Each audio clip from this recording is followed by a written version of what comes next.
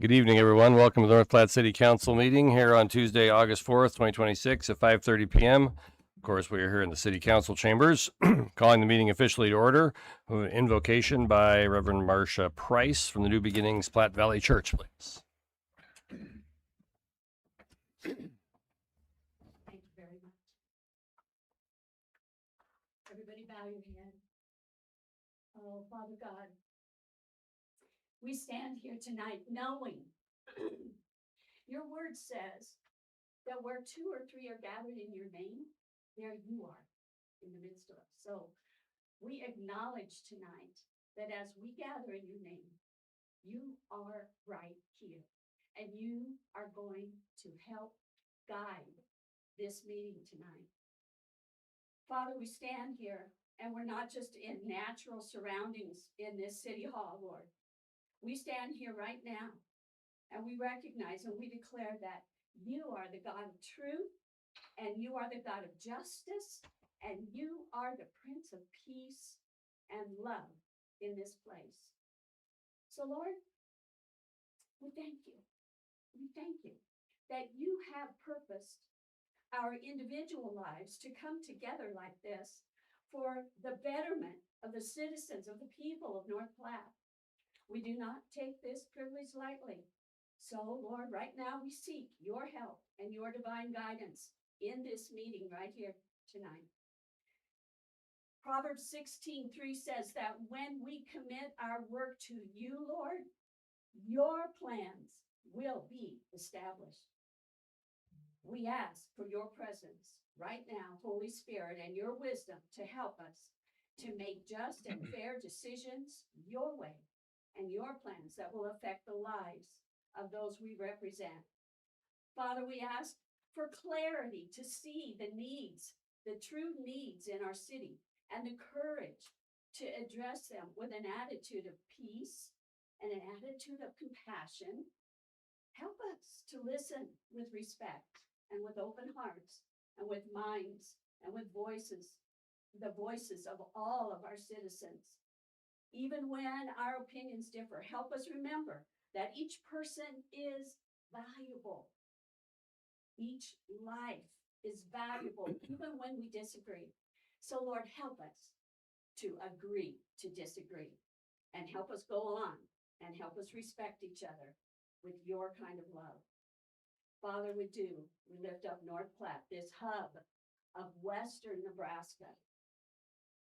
We lift up North Platte today. Help us to build up the reputation of our city to reflect your kind of love and prosperity, where everyone can live in harmony.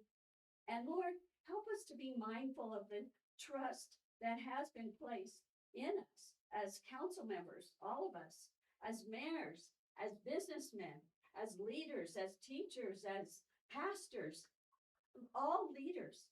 Help us, Lord God, to take it seriously and realize we represent you. Help our mission as the North Platte City Council and community to promote what our nation's government represents, and that is life, liberty, and the pursuit of happiness. So, Father, just as you taught us, we pray this prayer in the matchless, powerful, mighty name of Jesus. And we thank you for your presence here right now. In Jesus' name, we all pray. Amen. I pledge allegiance to the flag of the United States of America and to the republic for which it stands, one nation under God, indivisible, with liberty and justice for all. Thank you, everyone. Angie, the roll call, please. Lee, Here. Guy, Here. Bowles, Here. Lucas, Here. Garrett, Here. Flanders, Reeker, Here. McNiff. Here. Thank you. A current copy of the Open Meetings Act of the State of Nebraska at the back of the council chambers. Meeting procedure. The public may address specific agenda items at the pleasure of the mayor. If recognized by the mayor, excuse me, please identify yourself by stating your name and address. Please address the council through the mayor and limit your remarks. We respect our city employees, request that any complaints or criticisms of employees not be aired in a public meeting. Concerns about employees should be brought to the attention of the city administrator or the mayor. Individuals, excuse me, in violation will be declared out of order. Consent agenda. All matters under the consent agenda are considered by the city council to be routine and will be enacted by one motion. Any city council member may, however, remove an item from consent by request. 1A, approve the minutes of July 21, 2026. B, transfer, excuse me, place on file treasurer's report for June 2026. C, adopt the resolution consenting to the sale and consumption of alcoholic liquor on August 22nd, 2026 from 12 p.m. to 1 a.m. on East 5th and North Dewey Street during Music on the Bricks, and approve the applications by the Cedar Room, Apeshit Brewing, and McCabe's for special designated licenses. D, approve the application by the Fraternal Order of Eagles 2839 for a special designated license on September 11th, 2026 from 1 p.m. to 1 a.m. at 620 North Chestnut Street for the Cody Cruisers Car Show. E, approve the application by the First Angelical Lutheran Church for a special designated license on September 26, 2026 from 10 a.m. to 2 p.m. in the courtyard at 305 West 5th Street for their Oktoberfest Festival. F, adopt the resolution for signing of the Municipal Annual Certification of Program Compliance 2026 and authorize the mayor to sign the Municipal Annual Certification of Program Compliance to Nebraska Board of Public Roads Classifications and Standards 2026. Mr. Mayor, I move that we approve the consent agenda as presented. Second.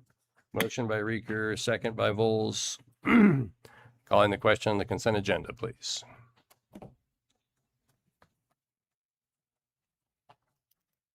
Consent agenda is passed. Item number 2, moving on to the regular agenda. Item number 2, authorize the Parks and Recreation Department and the Citizens Health and Wellness Committee to establish guidelines and coordinate efforts to gain sponsorship/naming rights for various recreation facilities and establish a maintenance fund and a scholarship fund with the proceeds.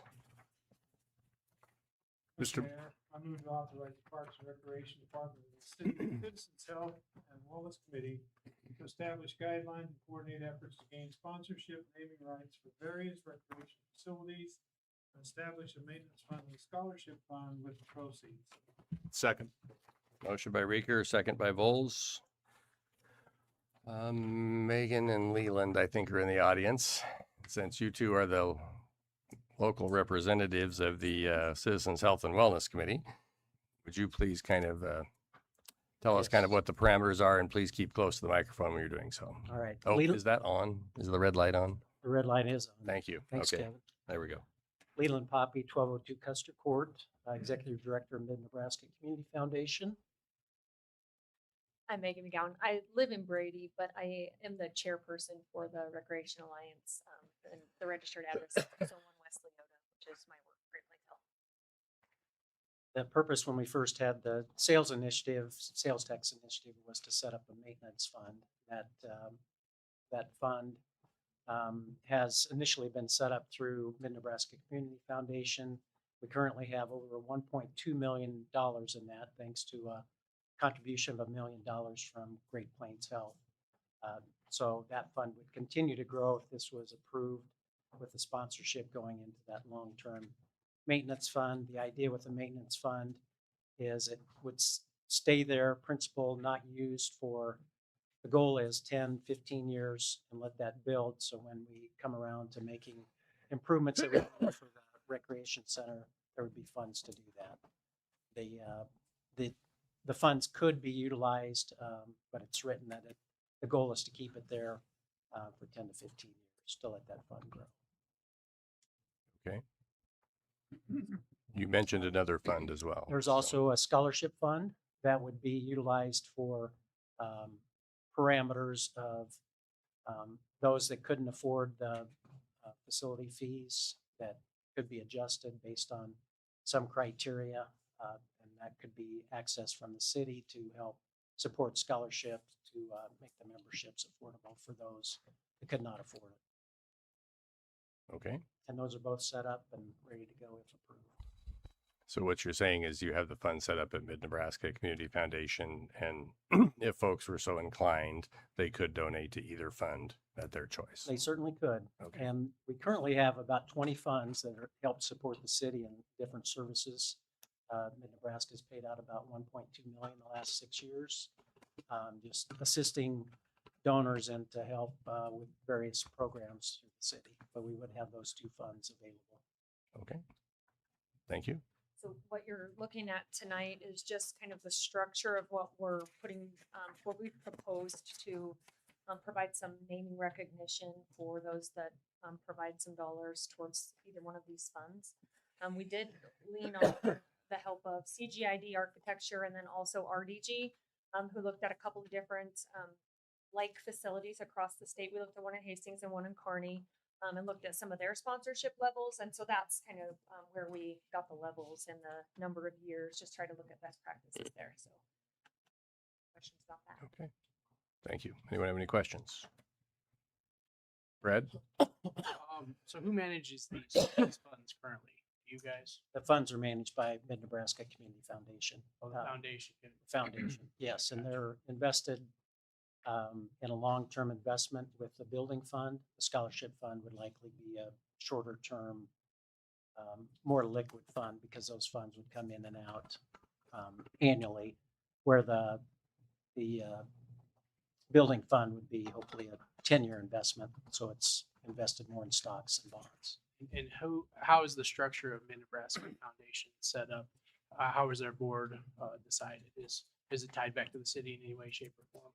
No, so there's volunteers on the board, 24 board members that are elected on 3-year terms, and that rotates through every year. And we have a committee that looks at the investments that's reviewed quarterly and makes adjustments to that based on investment criteria per policy. So my concern is now you have city funds. This is money that the city is generating, being managed by people that aren't tied back to anybody that's has an elected seat in any way, shape, or form. And I don't think that's probably the best way to handle that. I'm not saying anything bad about the Yeah, maybe foundation. so that's how our board is set up. Under these funds, those will be determined by representatives from the city Okay. and all right, also all right. the All right, recreation okay. committee. Yes. All And right. it is written in the way that the fund is established, it is written in that way. So Okay. it does have that. So who will the city raise funds? Who will manage those? Will it be your committee? Will it be another committee that we set up? How's that going to? How will that be It's structured? a committee set up with both city representatives and private, also Okay.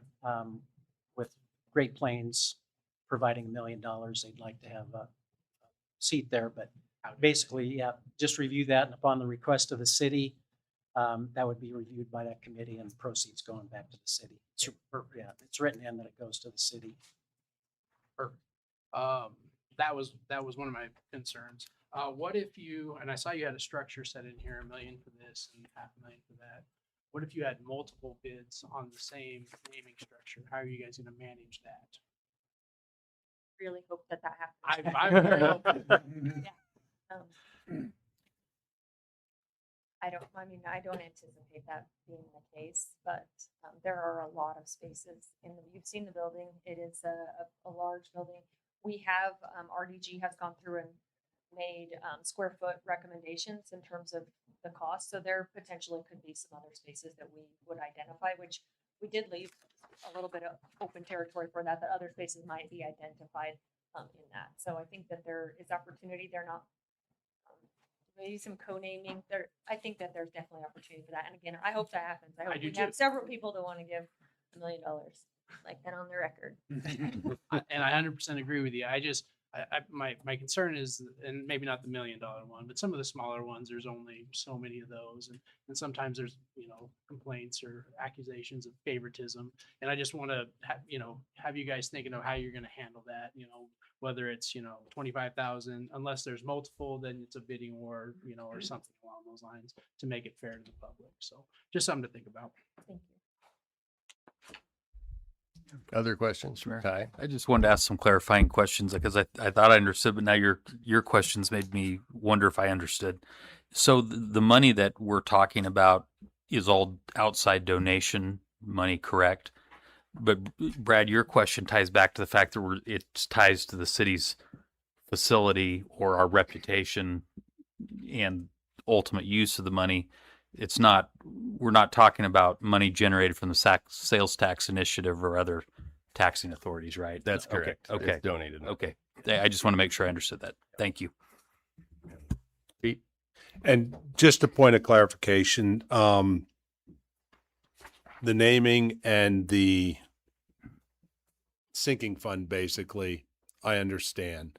As far as like, and I'll use the term loosely, scholarships, for the other monies, how will they be decided? Will that, like, who qualifies for that? Would that be your board, Leland, or the Alliance group, or is that a city function?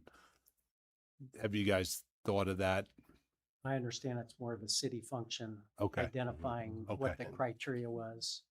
Our tentative plan is to roughly follow what the structure the YMCA uses. Gotcha. I mean, Okay. because they have it published out on the web and you can go look at it, and it seems to work for many other communities. So Okay. it may be tweaked slightly, but that's basically what we're thinking. So, I think that was always the plan. And just to clarify, I think one of the reasons way back when this was first discussed was to have it outside of the city bank accounts, if you will, in Nebraska. And so it was always just for these purposes. So it wouldn't be just sitting there. Some future board could decide to use it for a different purpose. We want it to be earmarked just for maintenance of the facility and the scholarship fund. If that makes sense. Good. just Thank second, you. Nick.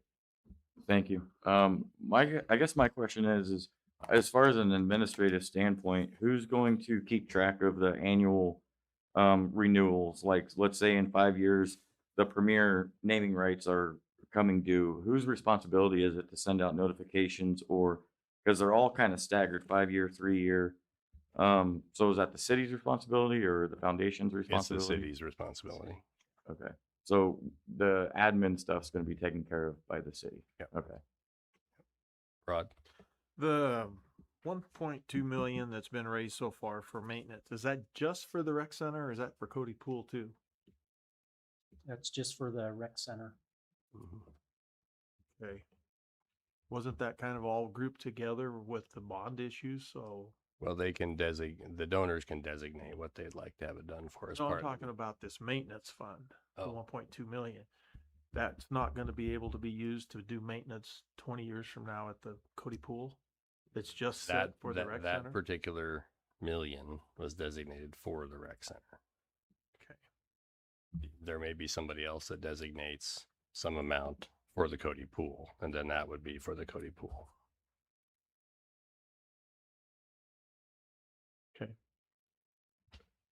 Okay. Excuse me, sorry. Go ahead. So it looks like most of this is for the pool or for the rec center, correct? None of it's really addressed for Cody Pool. So the reason Or that the Cody skate park. Pool is on the title is we may have somebody come and say, hey, we'd like to do XYZ with the pool, maybe add a splash pad or something like that. What we figured out in the course of trying to solicit donations is that a lot of entities do not like to donate to pools because of the danger associated in pools. They don't want their name on something that a little kid could get hurt on. It's that simple. So there may not be a lot of opportunity for donations to the pool, but if somebody comes to us and says, hey, I'd like to have my name on my company name on the locker room or something, we wanted to have a structure by which it could be done. Hypothetically, down the road, we have a good problem, which is an influx of money, and no issues at the rec center, but we have issues at Cody Pool, and we can't take the money out of there to fix Cody Pool. Is that correct or no? If somebody designates money for Cody Pool, then they could. Okay. Leland, do you have an adjust? I don't know. I didn't read the language by which the fund was created. Yeah, and so- we can always amend the fund to qualify for that or set up a separate one just for Cody Pool. But that fund can be amended. Okay. I think it's worth looking at. Another reason we are focusing on the rec center is from a visibility standpoint of sponsors, it's much greater and it's year round. at the recreation center. So we really thought those naming opportunities, if you give a great deal of money to Cody Park, you could still get on the wall at the rec center, even if it didn't benefit the rec center. So we thought, just from a recognition standpoint, visibility. Ed, go ahead. Thank you. So- The majority of these have a 10-year term, the way it looks. The digital walls a 1-year term, but after 10 years, are there opportunities to resell, so to speak, Absolutely. that naming right? Okay. All right. And then I guess just, you mentioned, Leland, about a bunch of other things that the Nebraska Community Foundation manages for the city. It'd be kind of nice if we have a list of that stuff, so we know what those other funds are used for. That the city that's invested on the city's behalf. They're not invested on the city's behalf. There are various funds that donors can donate to for things that are generally supported by the city. Like, Leland, give me some examples. can- I don't The remember any. carousel at the park. Yeah. For instance. The carousel at the park. The There's a example, fund for yeah, that. would be like the North Platte Skate Park. That was Okay. set up, funds were raised. It's on city land, built, for city recreation. North Platte Splash Pad. We have the Cody Park Tennis and Pickleball Courts. North Platte Trails Network would be another example. We're building trails for the city. Funds are distributed to the city when needed. So those would be some of the examples. But it's just not most- city money, it's donated money. It's for donated city money for the purposes. purpose of the city. Right. And then those requests come from the city and then are, in this case, reviewed and then proceeds sent to the city when the work is completed. Or the most recent example would be the firefighters fund for the firefighters training. So that was for that, proceeds came in for the firefighters. And I guess the Milton Berger Memorial is one that just wrapped up. Small donation for the memorial. The city paid for the memorial and then got reimbursed through the donations from members of the community. So it's kind of the odds and ends that have taken place over years for those purposes, but it goes to the city.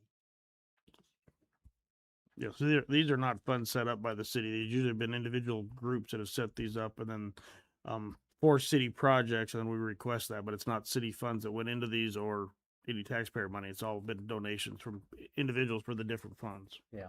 And Just when to clarify. individuals are looking to donate, they donate to the foundation and they know proceeds will go to that for that purpose. Well, I don't want to get off agenda here, Mr. Mayor, but I just am curious. It'd be kind of nice to have that list published periodically so that maybe somebody would want to donate to some of these funds that doesn't even know that they exist. And we have all our funds, they're included in the funds with the foundation that's advertised, but A lot of them, Ed, are on the giving day. You can find a lot of those kind of funds on the giving day when they have it. Thank you. But yeah, more people that are aware of the opportunities to give. Absolutely. We're all for that. Yeah, that's what I'm thinking. Yep. Okay. Other questions or comments? Just one thing I want Okay. to specify to kind of explain my line of questioning to begin with. The funds you talked about just a minute ago, they are all specific donations for city needs and city things. Mhm. This actually has a mechanism that the city is providing a service, promotional service is the reason for the donation. So that's why it's structured a little bit, or in my opinion, should be structured a little bit different with a little more city oversight. So just to clarify. Other questions or comments? Seeing none, calling the question on item number 2.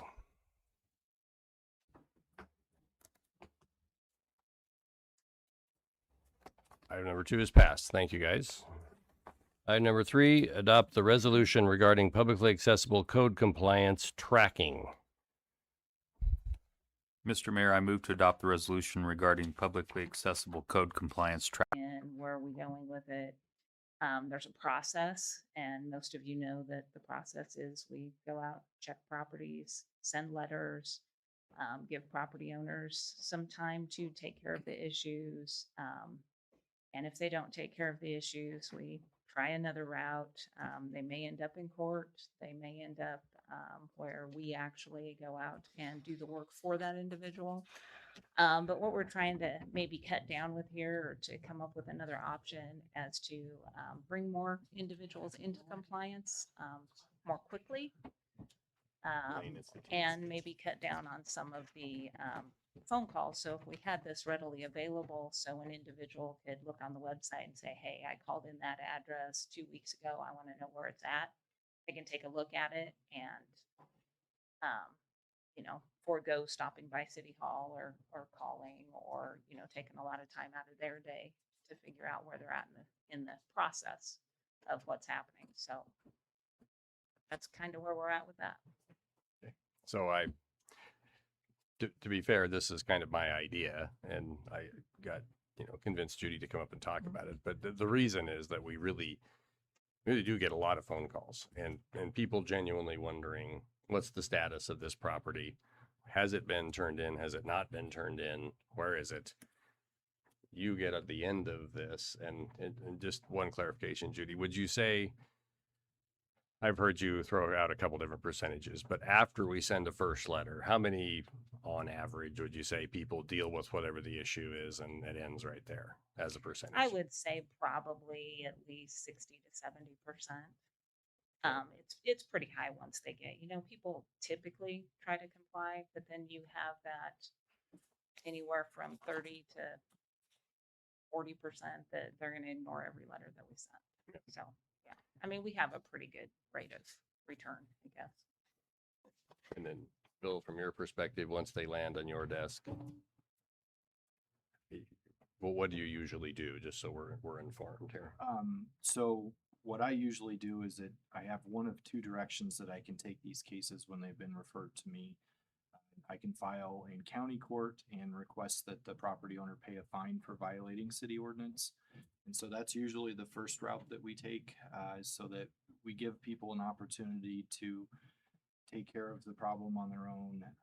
And we feel like it's also the best use of city taxpayer dollars, so that we're not expending significant amounts of money going into court to try to have the city clean it up themselves.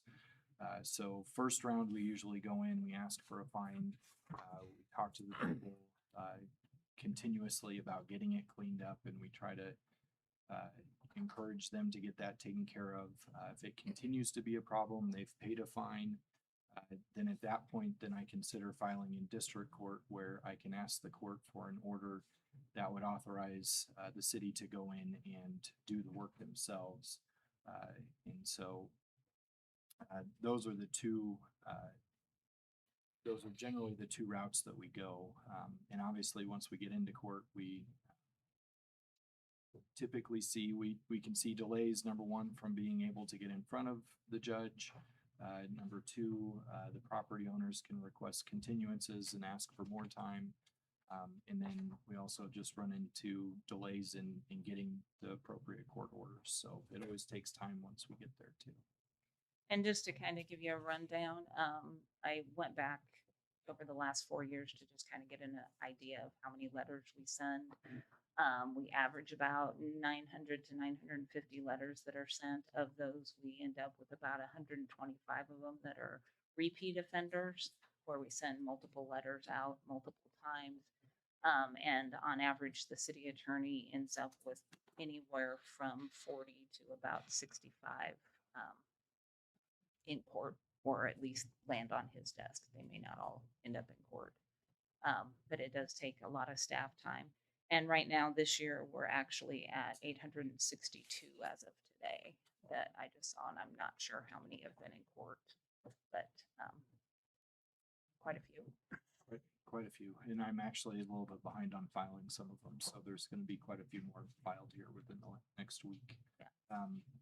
I would just note, as we're on this topic, that city code, when it comes to, so we have two different types of issues that we deal with when it comes to property complaints.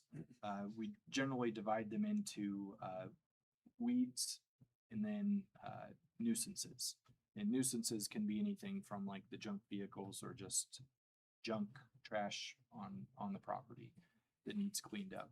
A lot of times when you see the nuisance violation, you're also dealing with weeds, but city code allows the city to send out a notice with the weeds, and after the appropriate amount of time in the service of the appropriate notice, the city can go in and mow. So one of the things that we determined a couple of years ago was that with just the weed violations, we were going into court and getting fines and nothing was happening. And it just seemed like we were just kind of spinning our tires and not getting a lot done. So this year we've taken a little bit different approach, and we're looking at potentially kind of polishing it up. So we likely will be coming back to city council after sometime later this fall to maybe propose some changes to that part of the city code. But what we're doing is our city code officers will go out, they'll inspect a property, they'll send an initial notice that, hey, you need to get these things taken care of, the weeds cut, the grass cut. They'll go back out and recheck after the amount of time that they give the folks to do that. And then this year, if they aren't getting it done, they get a second notice that is then personally delivered to them. And if they don't get it taken care of within that amount of time, then the city's authorized by city code to go and have the mowing done themselves. So we've been trying to go about it this way just to get properties cleaned up more quickly, to reduce some of the calls and complaints and things like that that the mayor's talking about. So we've certainly already identified some ways that we can make that process more efficient with some proposed changes that we plan to come to city council with shortly. Go ahead, Ed.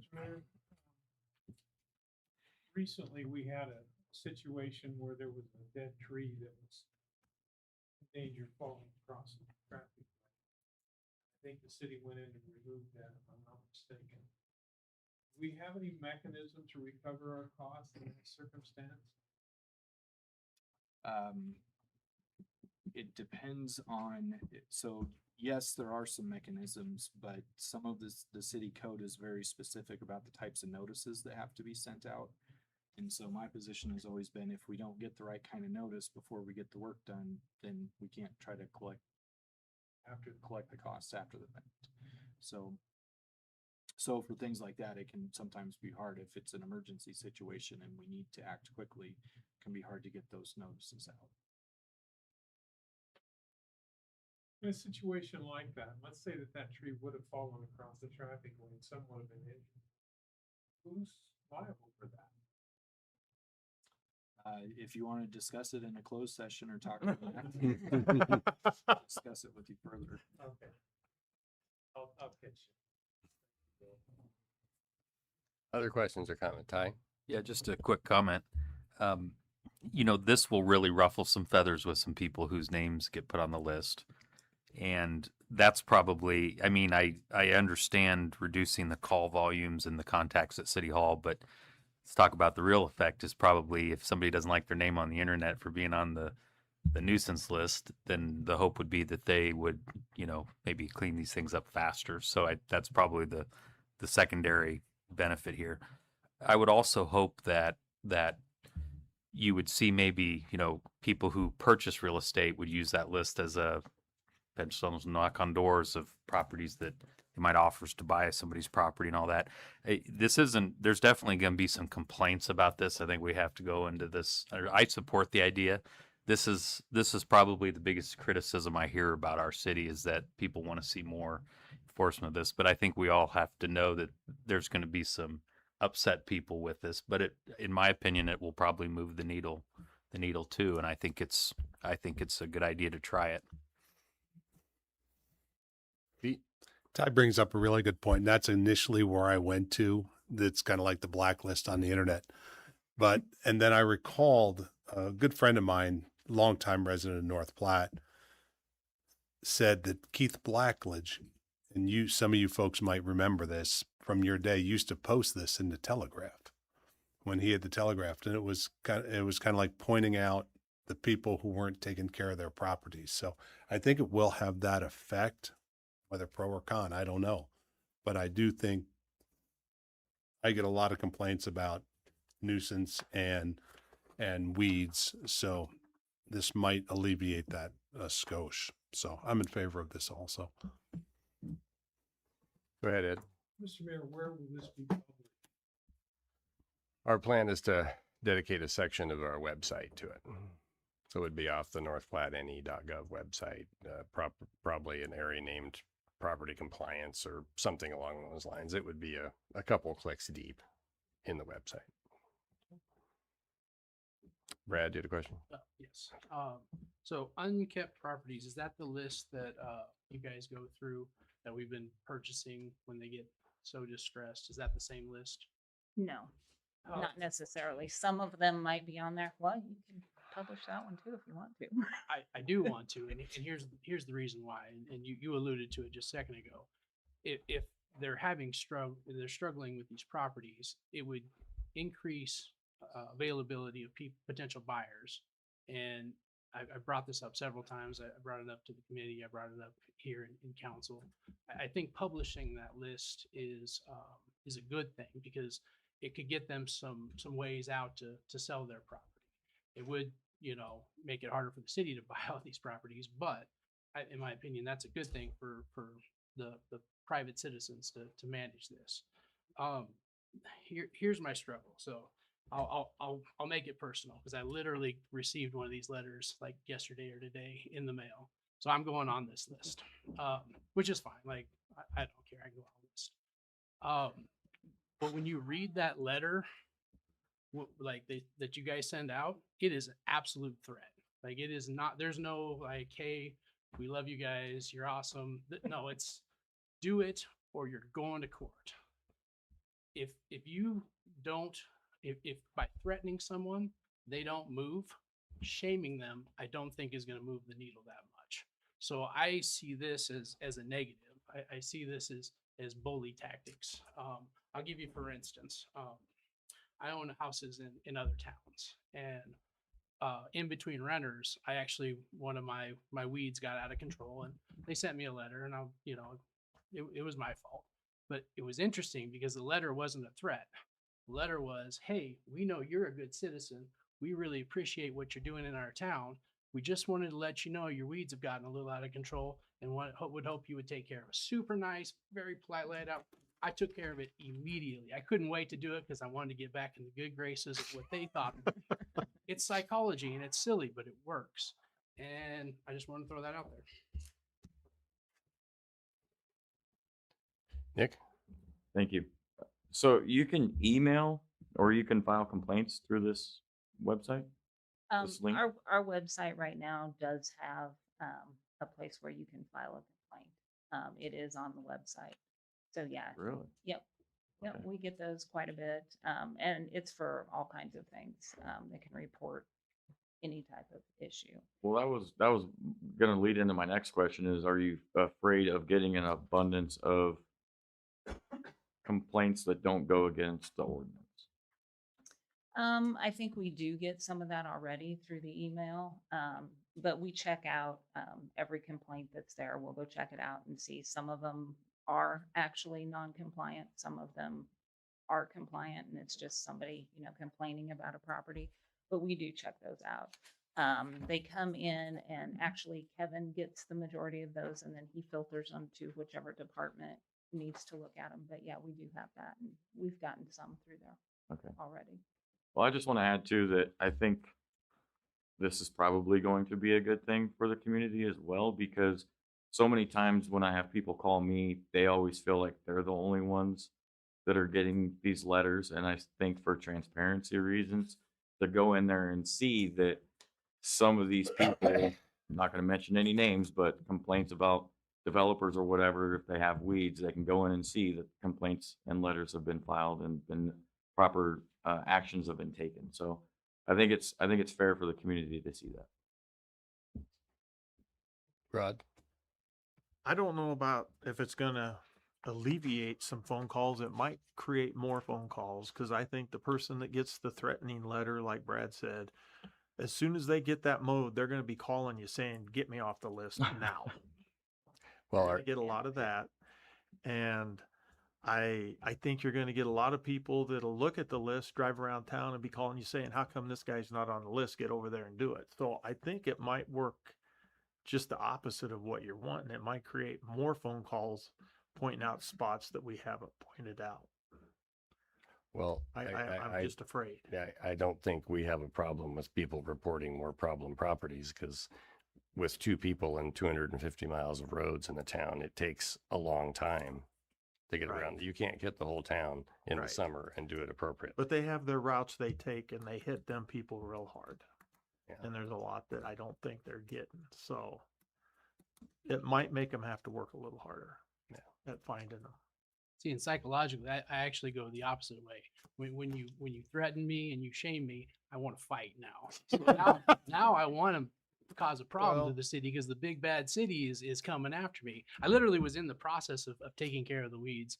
My mower threw a belt, got that fixed. The battery quit on me, got that fixed. The starter went out. I got to get that fixed now. So I'm in the process of fixing it. But now I got this going on. I'm like, you know what? I haven't been in a fight for a couple days. So let's do that. I would note that any of our notices that go out are crafted entirely based upon city code, so city council members are welcome to take a look at that if they don't like the way that the city code is drafted. I appreciate that. I'll be taking a look at that. Thanks, Bill. Other questions or comments? Mr. Mayor? Yes, sir. Just to clarify, when I read the resolution that was proposed, it looked to me like it had to be at the violation stage to be published. So in other words, if somebody makes a complaint, that doesn't go to the list. It gets investigated first. Am I right? Correct. That's the way I interpreted it. Okay. Correct. So it's not I just want to make sure we have clarity on that. It doesn't appear to be an immediate, you're not on the list without somebody checking it out. Right. And okay. We make sure that when we get a complaint that we go out, check it out, make sure that it is actually in violation before a letter is ever sent. And I would point out to you guys that, I mean, you are the legislative body of the city. I mean, this is just a resolution. If somebody wants to motion, for example, that we don't put them on the website until they get the second letter, for example, that would be a perfectly viable opportunity. I'm not saying we should or we shouldn't do it, but that might be a possibility. And to that point too, just for clarity's sake, the initial letters that go out are more of a courtesy notice. They're the notices, the initial letters are saying, hey, we've been by your property, this needs to be cleaned up. The second notice is one that I sign that goes out that says, you are in violation. We're providing you this notice pursuant to the city code, and if it's not remedied within this amount of time, then we're authorized to go in and do the work ourselves and assess it against the property. So that second letter would be more of the official notice. The first letter is more of a courtesy. I'll be honest, I received the first letter. It did not feel like a courtesy. It said you have 5 days to remedy this, or you'll be talking to the city attorney. That sounds like a threat. Now, if that's something we need to clean up in legislatively, like I'm going to look into that. But And those are just the standard letters that have gone out for years, I think. So. Yeah, Those were and- crafted by city attorneys long ago, and that's just what's Years been ago. used for Yeah. ever. And that's what I was gonna say. Actually, before me, I think they tried the nice letter and they just weren't getting any traction. And so that's why they went with the standard, and it isn't a nice letter. I will agree. And we have a gentleman in the back who wants to make a comment. So, Judy, would you? Go ahead. Yep, come up to the microphone, please. Tell us who you are and where you live, please.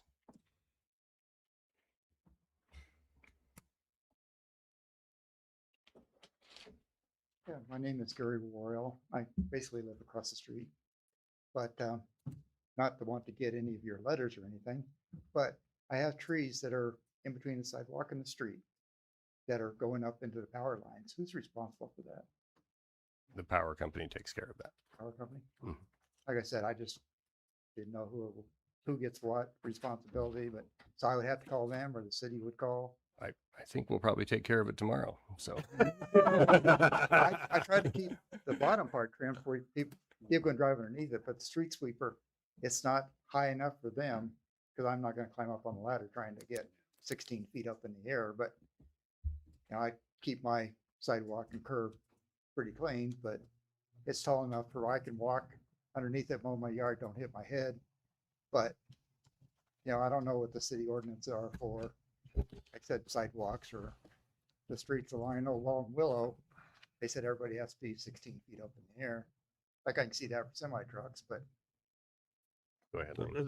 as far as the power lines, we will take a look at that. We Yeah, evaluate power that line and had see a- if they need a taken care of. curiosity question about. Yeah. Appreciate that. Thank you for letting us know. Right. It's again hard to look at the whole town and all the power lines, and Yeah. so thanks for letting us know. I try to make it look good for road. Yep. When it grows back in a couple of years, call us again if you would, please. Can I just make a comment on that? Go ahead, Nick. Yeah, I think if you just reach out to Municipal Light and Water anytime that happens, they send somebody over from the electric company. So yeah, just easy phone call. And just for clarification, now, power lines are different, but just for clarification, it's the responsibility of the property owner from the center of the street to the center of the alley. So the sidewalks are the responsibility of the property owner, but power lines are different story. Yep. Mostly because we don't want people trimming next to power lines. So, yeah. Okay. Other questions or comments? Mr. Mayor, Go ahead, Ed. I would move that we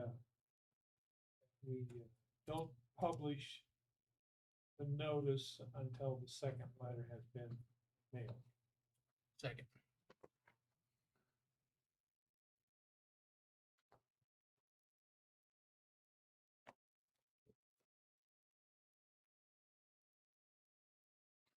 Okay, so we have a motion and a second that we do not add, make sure I say this correctly, Ed, that we don't add people to the website until a second letter is sent. Is that correct? Okay. Any discussion on that motion? Mr. Mayor? Go ahead, Ty. What would the normal time frame be between first letter and second letter? Is this normally a 1 or 2 weeks, or is it a 30 or 60 day differential? I just want to understand the normal flow. So typically, they go out, inspect the property. If it's found to be in violation, they will send a notice and they will give the property owner anywhere from 7 to 10 days. Okay. Sometimes the property owner will contact the compliance officers. If they do that and there's a legitimate reason, like they're on vacation for the next 2 weeks, you know, something like that, they do work with property owners. So that time can extend a little bit, just kind of based on individual situations. But typically 7 to 10 days, they recheck the property.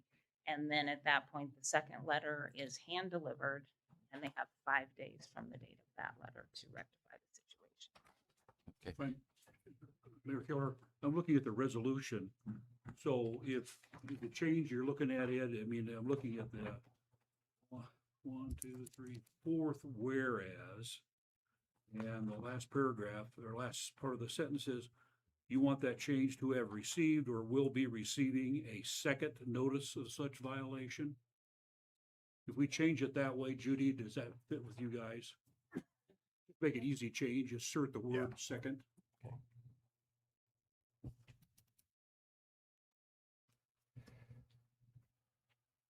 Okay, that would be an easy way to handle that change, so we could do it that way. All right. Did you have something, Bill? I was just gonna say, we'll have to, we would include it in the portion that Councilman Nisley mentioned, but then also in section 1 of the resolution. So, Okay. We All can right. certainly do that. Other, Ed? Mr. Mayor, I'm thinking particularly of sidewalks. Is that covered under this? Or we have sidewalks that are buckled so badly, for whatever reason, that's certainly a nuisance if you land on your nose.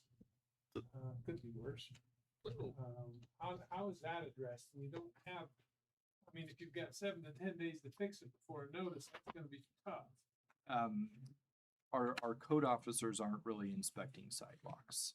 They're looking more for weeds and junk. So Sidewalks is a different part of this code that is actually falls under the city engineer. And I'll be honest, that's something we have not, as a city, tackled probably for a couple decades. I know on the north side, you know, there's a lot of older properties and probably older folks in those older properties that may not have the wherewithal to go in and rip out a sidewalk and replace it. And, I'm not making that as an excuse. Like I said, it's something that has not been addressed for quite some time, and that needs to be a further discussion at some point, because there are a lot of sidewalks that are breaking up and tripping hazards, and, but it's also, that's a lot larger expense for our property owners than trimming a tree or cutting some grass. So it's something we need to address at some point. Other questions or comments? Okay, so we're going to vote on an amendment to change the resolution such that addresses and names would not be added to the website until a second notice is delivered to the offending property. Is that correct, Ed? That's what you were trying to get at? Okay, by changing 2 places in the ordinance. So calling the question on that motion.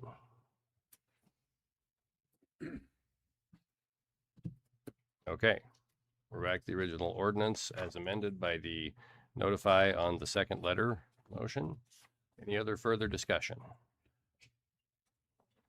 One last thought. I think it would be a great thing to add to this eventually in the future, resources of groups or organizations that can go help take care of these properties that people can't take care of themselves. It's a really good idea. Just something to think about. At least for the nuisance properties that I was talking about, just so everyone knows, I don't mean to throw council members under the bus at all, but if I have people that are in court on some of these issues, a lot of times I'll say, you might think about reaching out to your city council person because they may be aware of some. So I know you're one of those individuals, Councilman McNew, so some of those calls you get may be because of me, but I'm telling people, I think your council members have some resources that are available to them. And I just don't have the time to talk to them about all that in court. So, so I am directing some people to say like you. Sorry.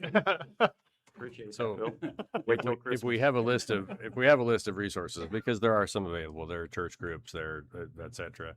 Let's add them to this website, and then it's right there, so folks can reference it as they need it. It's a good idea.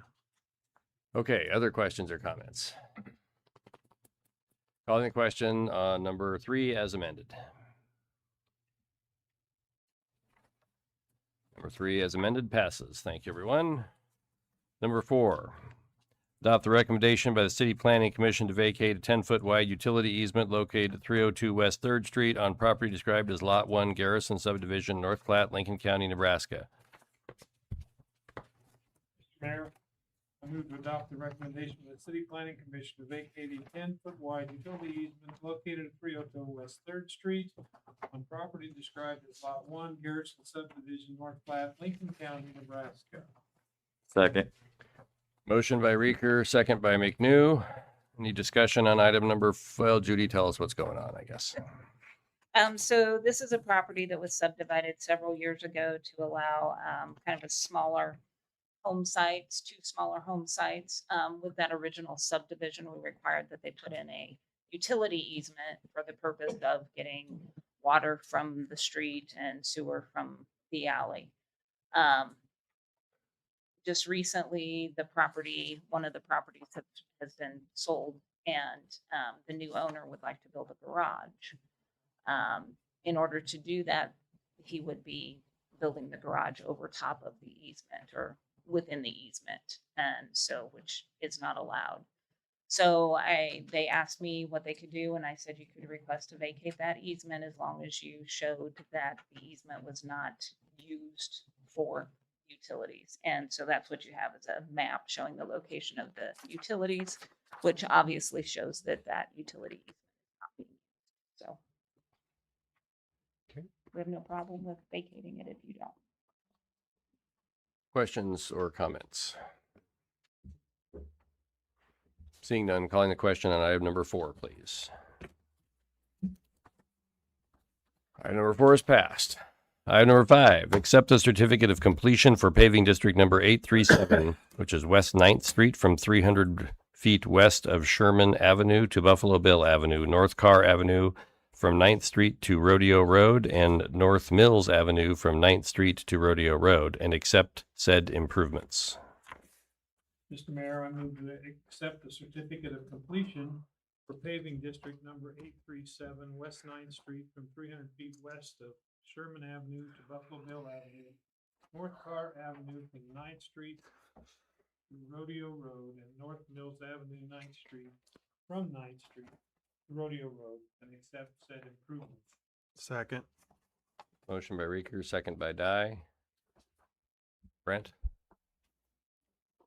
This might be the last time we talk about 9th Street for a while. Good evening, Mayor, Council. What's before you is just the final sign off that we have all the elements of the project completed and just presenting the final costs and then for your information, the expenses on how they're being addressed. Okay. Do you have any questions on? It was a multi-year project that I believe started in 21 with decades of discussion before that. So. Questions or comments? Mr. Mayor. Ed? Couple. Where are we at with the storm sewers, Brent? We've, the particular area that we're looking at, we're at the city crews looking at that, but that's not particular to the certificate of completion though, as far as this is just a certificate on the cost of the project being done. If there's warranty issues, that'll be a secondary item Okay. to look at, but they're being looked at. And it was brought to my attention that part of the easement on the back side of the sidewalk has not been reseeded.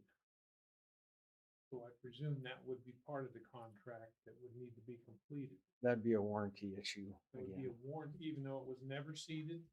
I mean, if they had seeded a big portion, we can talk about it later if you want. I mean, I As don't long want as to. it gets taken care of. That's Yeah, all and I'm- let me know where it's at, and if there's a specific house or property, we'll make sure it's addressed.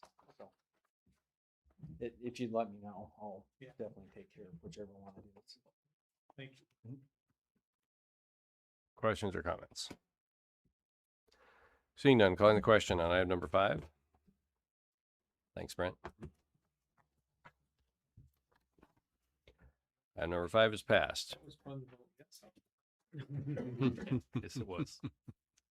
Item number 6 is a public hearing, and so we'll open a public hearing on a discussion to approve a bid in the amount of $319,916.70, and authorize the mayor to negotiate and sign contract documents with Paulson Inc. of Cozad for South Park Trail Project.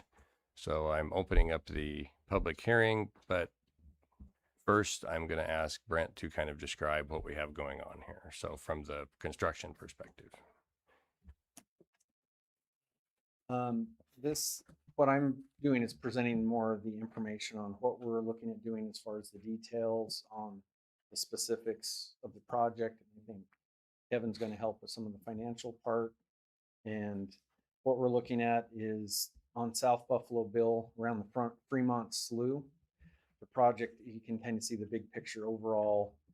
The black heavy line is where we're proposing a bike trail.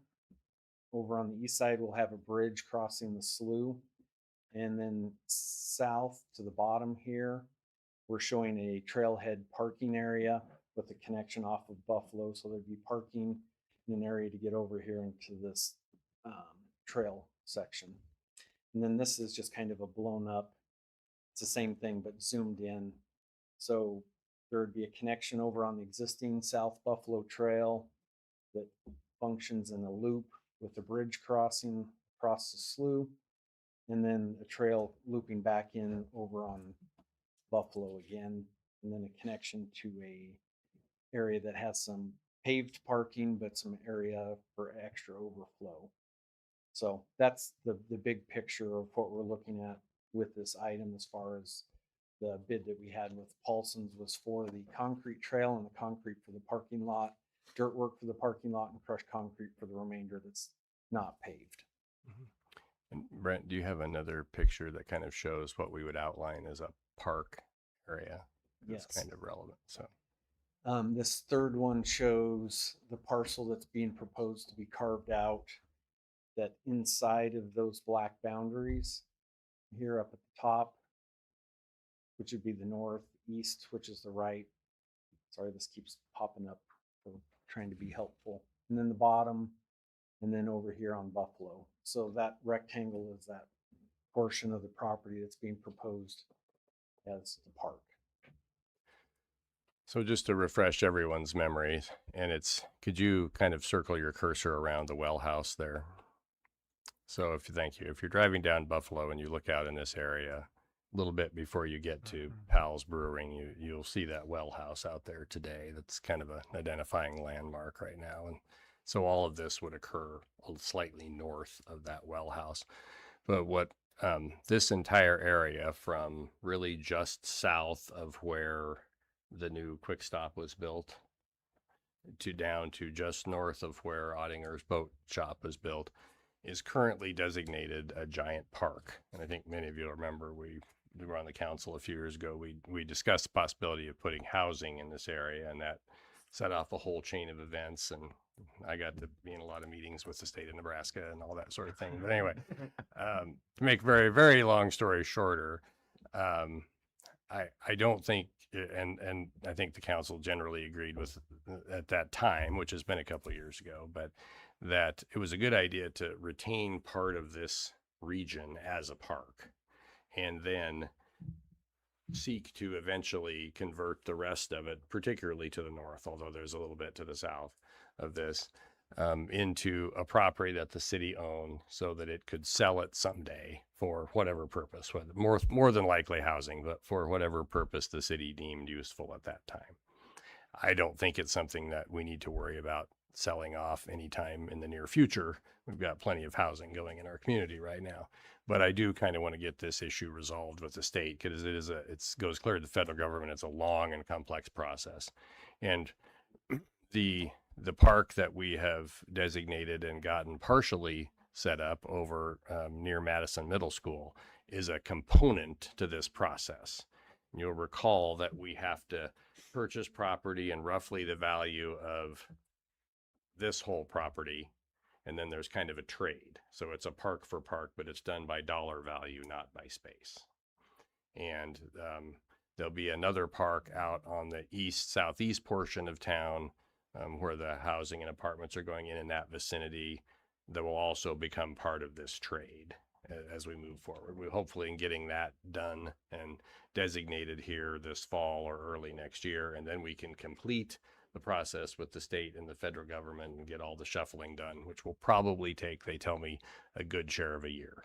So best case scenario, this hopefully is somewhere around the end of 27, and this is all done. This piece right here, we agreed, I think everyone did, that it's a good idea to leave a park in this location. And we have this, the money that we have from the grant we've been using to tear down dilapidated homes, we haven't been able to spend it all, and the termination of that grant is coming up here at the end of September. And you'll recall that when we submitted that grant, we had a $250,000 provision to use for green spaces.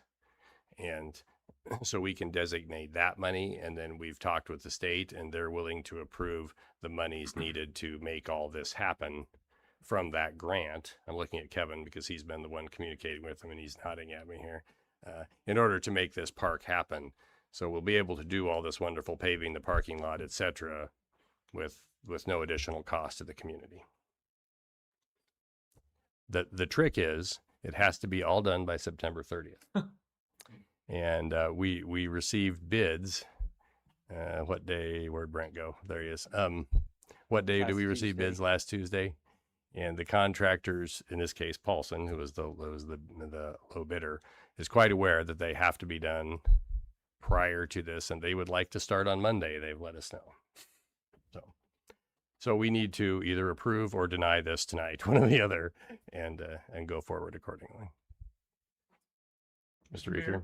Not to throw a wrench in the gears here, but on the east end of that property, is there any reason that doesn't go all the way over to, isn't there a bike trail on, is that Willow?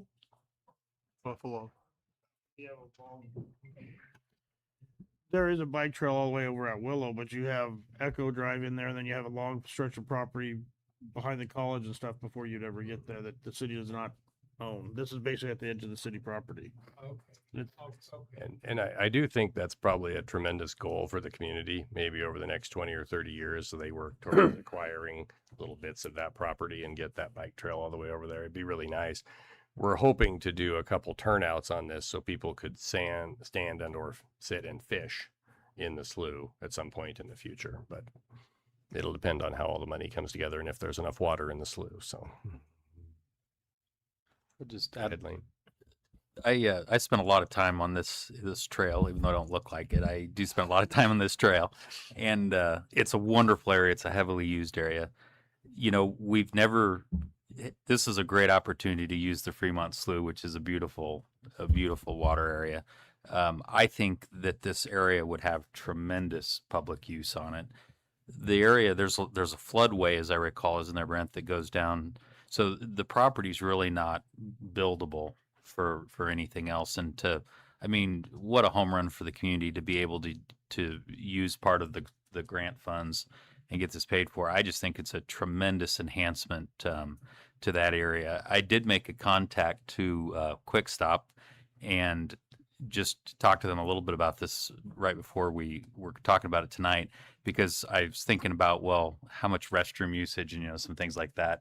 They said I don't mean to speak for them, but they said they have absolutely no objection to this and see it as a tremendous enhancement to the area. And I'm sure others do as well. But I think this is a fantastic opportunity to get an improvement done in our community that will be very meaningful to this area. Other questions or comments? Brad? So you bring up. Are we still at a public hearing? Oh, sorry. I'm About that, sorry. Mayor. Yep. Got lost in that. Okay. I apologize. Move to close the public hearing. Well, Hold on. hang on. We have, Hold on. Go ahead. Come on up. Come on up. How often has the Fremont? You got to come up to the microphone. Microphone. Oh, sorry. It's for him. PJ Hamilton, Northwest, 818 Reed Avenue, North Platte. How many times is the Fremont, that part right there flooded? Or does anybody know? Brent, do you know? Well, first of all, you'd have to define flood, meaning the 100-year flood or the water just came up. Just the water level. Because there's water that has come up through there, but I don't know if we had any shots in elevations. When we've had a big 3-inch rain, it's come up. But is I there- don't know in that specific. Besides the 100-year flood, I mean, is there any chance this nice concrete would be flooded? It's outside of the 100-year flood elevation. So, I mean, there's a chance. That's I all I mean, know. if we get a big enough rain, 5-inch rain, probably. That's all Things like I that. was curious about. I've never seen it flood. I've been out there for 40 years. Well, you're old. All right. Before this gets any worse, do we have anyone else who'd like to make a public comment? I'll just make a comment. Leland Poppy, 1202 Custer Court. I've got my trails hat on now. So I'm on the Trails Committee. You know, we worked for years trying to get funds to establish trails where this can happen quickly and add to our trail system. I appreciate what the city's done and, you know, making this happen, getting innovative, and it'll be a nice addition to the trail network. Thank you. Brent, a quick point of clarification. I'm pretty sure you told me that that's pretty much exactly a half mile on that loop. Is that correct? It's a little bit longer because we had to jog it out, but it's around 2,700 feet. Okay. roughly. So if you're shooting It's for a half mile. specific number of miles to walk, Ty, you can just go around there. So. Yeah. I would note also that where there's that parking area, there's communities where they have basically a place where people drive and then they walk on a trail and come back to their car. And this is going to be kind of a new, we have a lot of trails where you can get to from different places, but as far as that actual parking area to get onto a trail system, this is kind of unique for us and it's going to really, I think, adds to the trail system. Okay, Mr. Garrick. Are we done with the public hearing? Anybody else want to talk? Move to close the public hearing. second. Motion by Garrick, second by Vols, close public hearing. Gonna have to have a little Yeah, we're going to have to reset this. session with this TV here. Set. Calling the question on closing the public hearing, please. Oops, Angie, can, no, there we go.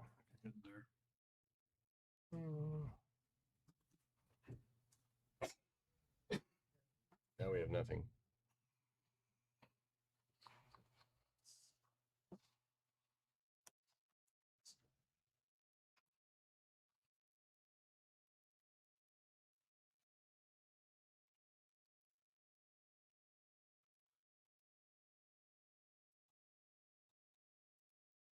Let's Angie. when There we it's- go. Okay, let's everyone vote, please.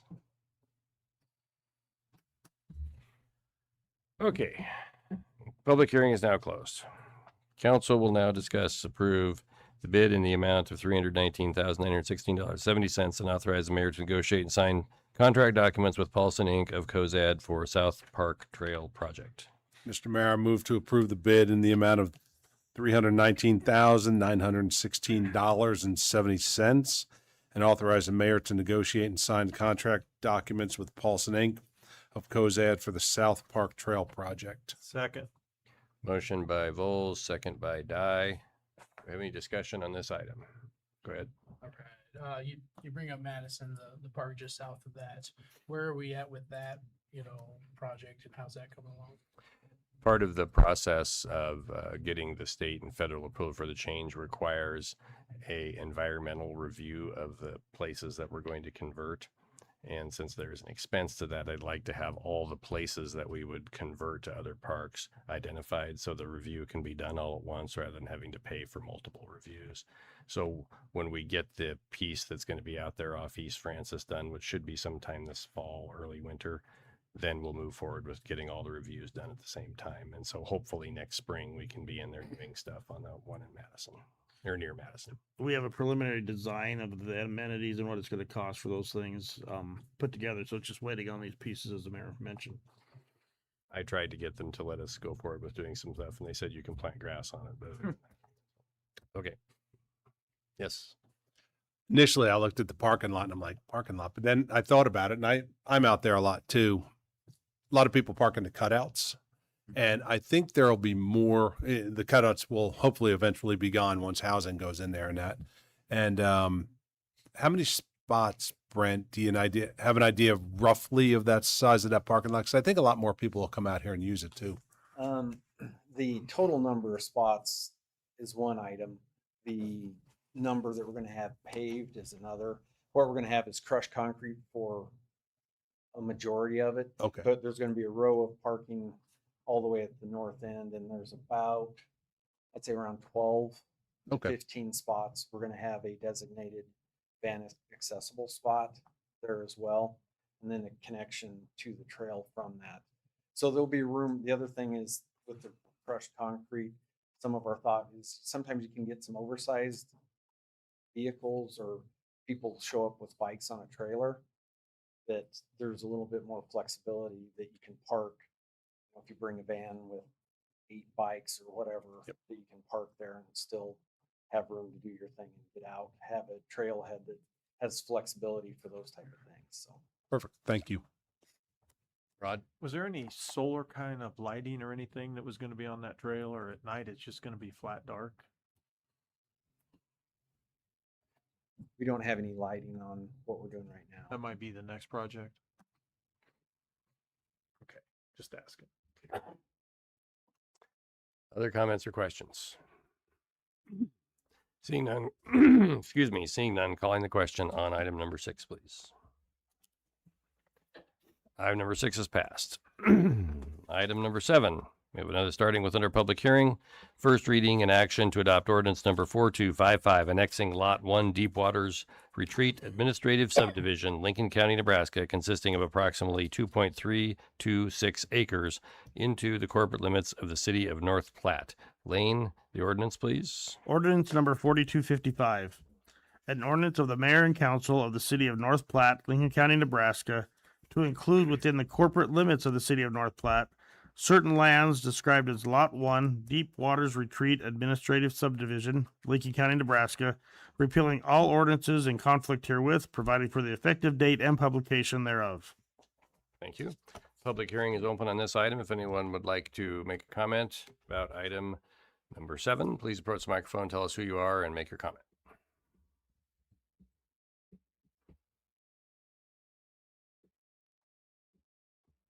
Mr. Mayor, I move we close public hearing. Second. Motion by Vols, second by Reeker to close the public hearing. Calling the question on closing the public hearing. Public hearing is closed. Council will now consider first reading and action on adopt ordinance number 4255, annexing Lot 1 Deepwaters Retreat Administrative Subdivision, Lincoln County, Nebraska, consisting of approximately 0.326 acres into the corporate limits of the city of North Platte. Mr. Mayor, I move to adopt ordinance number 4255, annexing Lot 1 Deepwater's Retreat Administrative Subdivision, Lincoln County, Nebraska, consisting of approximately 2.326 acres in the corporate limits of the city of North Platte on first reading. Second. Motion by Reeker, second by McNew. Judy, would you describe what we've got going on here, please? Mayor, council, this property is in front of you because it was just recently subdivided. The 2.36 acre lot was subdivided off of a larger parcel. Our subdivision regulations read that if a property is abutting or adjacent to the city limits at the time that they subdivide, then the property owner that is doing the subdivision has to request annexation. So that's why we're here. And Judy, remind me, is this the property that we spent quite a bit of time debating? Is exactly the months ago? property Okay. several months ago that we spent a lot of time debating how to subdivide because it's like 35 acres total. And so there was some discussion on subdividing it, putting in some easements. The property owner didn't really want to do that. So the whole intent was to get the new construction building on a separate parcel. And so that's why we came back with just a single lot subdivision.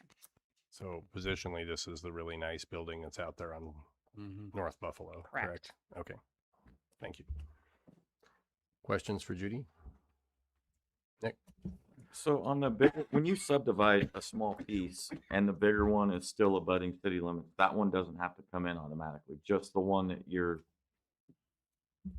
chopping off. Right, because subdivision, you're not required to complete an actual subdivision if the property remaining is over 10 acres. So the property remaining is over that 10-acre mark. So that's technically not part of the subdivision. The subdivision is just the small acreage. So that's why the request for annexation is just simply the small acreage that was subdivided. That makes sense. The 10 acres is what wasn't clicking for me at first because I was thinking about over on Eugene, but where both of those had to come in, but when they subdivided. Correct. Yeah. Because they were So, smaller than 10 acres. acres, They were yep. both part of that subdivision. So they were both up for annexation. Okay, that's where my confusion was. Thank you. Brad? Help me refresh my memory on this one. Initially, we were going to subdivide this into 3 properties, and we were having easement issues with the backside of it. And then we just went ahead and subdivided this chunk, and that's where we landed, correct? That is correct. All right, thank you. Other questions or comments? Thank you, Judy. Seeing none, calling the question on item number 7, please. Item number 7 is passed. Item number 8, another public hearing, first reading on the subject of first reading and action to adopt ordinance number 4256 to rezone certain land from an R3 dwelling district to a B-2 highway commercial district on property located at 2420 West 13th Street. Lane, the ordinance, please. Ordinance number 4256, an ordinance of the city of North Platte, Lincoln County, Nebraska, rezoning certain lands described as Lot 1, Robert Subdivision, North Platte, Lincoln County, Nebraska, from an R3 dwelling district to a B2 highway district, repealing all ordinances or parts of ordinances in conflict herewith, providing for the effective date and publication thereof. Public hearing is now open on item number 8. If you'd like to make a comment, please approach the microphone, tell us who you are and where you live, and make your comment. It appears the crowd is relatively silent tonight. Mayor, I move we close public hearing. I'm going to give that one to Ed and Bowles second. You guys should sing together or something. No. All right, calling the question on closing public hearing, please. Public hearing is now closed on item number 8. Council will consider first reading and action to adopt ordinance number 4256 to rezone certain land from an R-3 dwelling district to a B-2 highway commercial district on property located 2420 West 13th Street. I move to adopt ordinance number 4256 to rezone certain land from an R3 dwelling district to a B2 highway commercial district located at 2420 West 13th Street. Second. Motion by McNews, second by Lucas. Questions or comments?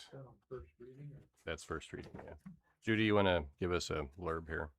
I don't know why you go clear back over there and sit down. Mayor, council, this one you probably recognize a little bit from a couple of months ago also. This property was just purchased and subdivided. One of the owners is Roberts and Sons Plumbing. The other owner of the second lot, which is right beside this, is Houseman. What is happening here is this was, if you've been by there recently, property that was just north of the Casey's on Buffalo and Rodeo, and it was really kind of in need of cleaning up and getting rid of some things. So these two gentlemen purchased the property, subdivided it, and now Mr. Roberts is looking at putting his plumbing business in one of the buildings that is there. In order to do that, since it's zoned residential, he would have to rezone it to commercial. Okay. Brad? This one's on the corner of Buffalo and 13th, right there, north of the, Yeah, just south of the State Department building. I was looking at that building. Really cool property, honestly. We needed some real TLC, so I'm glad to see somebody doing right by it. So that's cool. Other questions or comments? Seeing none, calling the question on item number 8, please. Thank you, Judy. You might as well just stay there. Item number 8 is passed. Item number 9 begins with another public hearing, first reading and action to adopt ordinance number 4257 to rezone certain lands from a B2 highway commercial district to an R3 dwelling district on property located at 606 and 608 East 5th Street. Lane, the ordinance, please. Ordinance number 4257. An ordinance of the city of North Platte, Lincoln County, Nebraska, rezoning certain lands described as the east 44 feet of Lot 3, Block 137, and the west 22 feet of Lot 3 and the east 22 feet of Lot 4, Block 137, original town subdivision, North Platte, Lincoln County, Nebraska, from a B2 highway district to an R3 dwelling district, repealing all ordinances or parts of ordinances in conflict herewith, providing for the effective date and publication thereof. Thank you. Opening the public hearing on this subject at this time. Anybody would like to make a comment, please approach the microphone. Let us know who you are, where you live, and we'll be happy to hear your comment.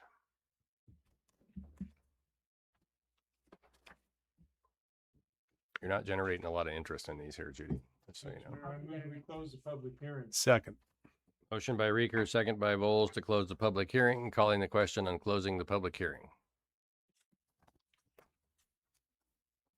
Public hearing is closed. Thank you. Council will now consider item number 9, which is first reading and action to adopt ordinance number 4257 to rezone certain lands from a B2 highway commercial district to an R3 dwelling district on property located at 606 and 608 East 5th Street.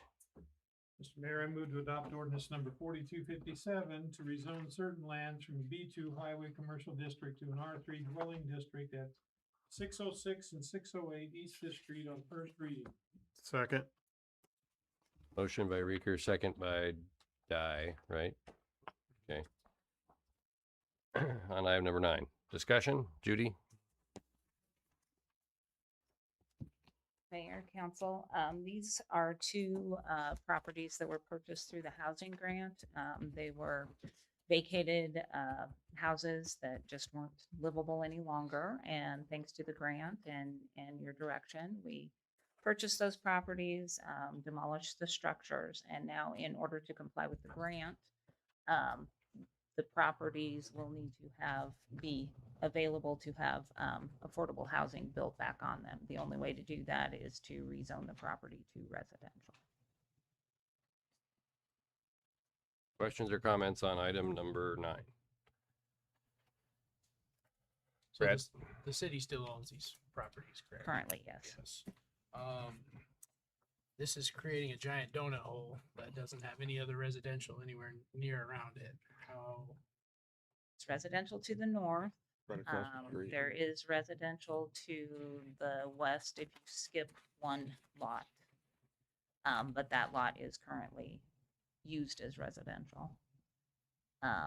So there is residential in the area. Yes, it's not the greatest location, but Other questions or comments? Rod? So in a B2, would they be able to build like a business down below with apartments above it and we'd still comply with the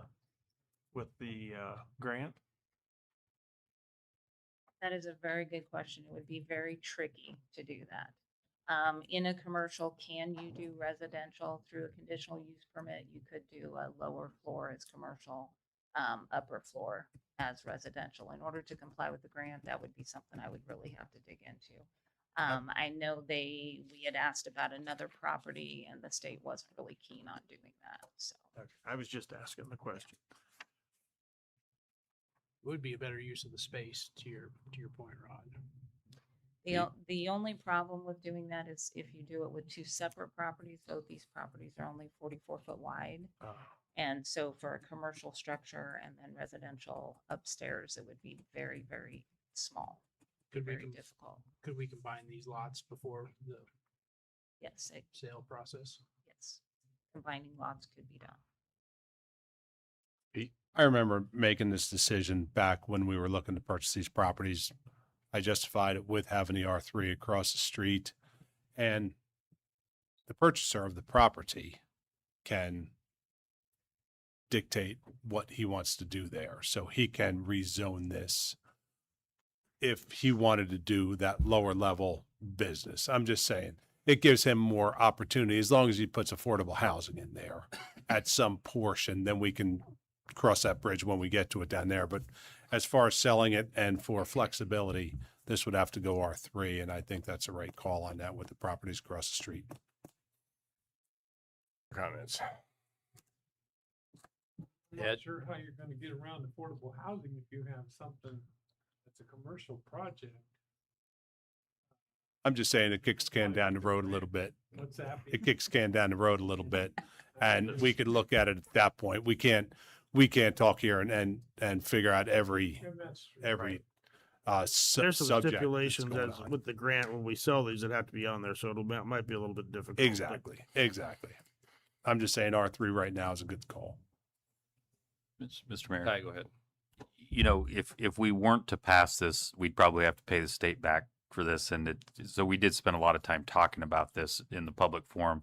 Therefore, I'd motion that we waive the requirement of 3 readings on this. Second. Motion to waive the 3 readings on this item by Lucas, second by McNew. Any discussion on waiving the 3 readings? Seeing none, calling the question on waiving the 3 readings.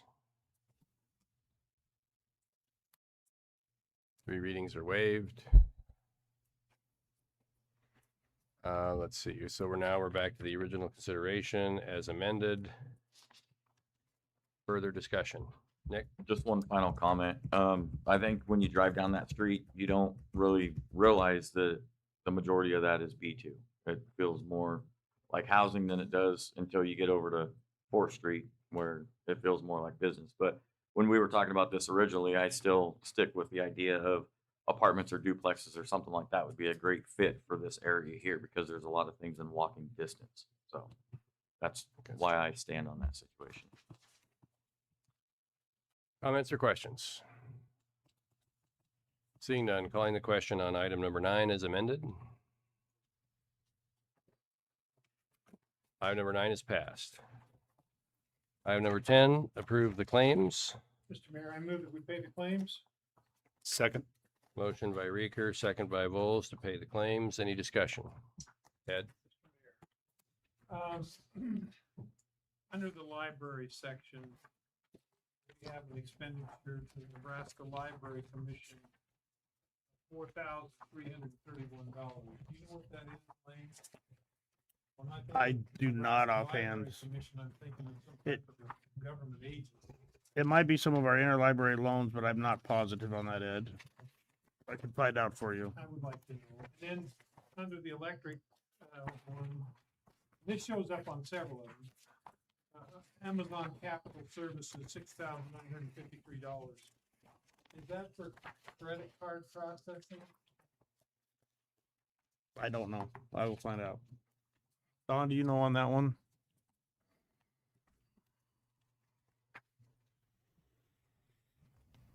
Yes, Mr. Reeker, Council, the Amazon would just be our Amazon account that the city has.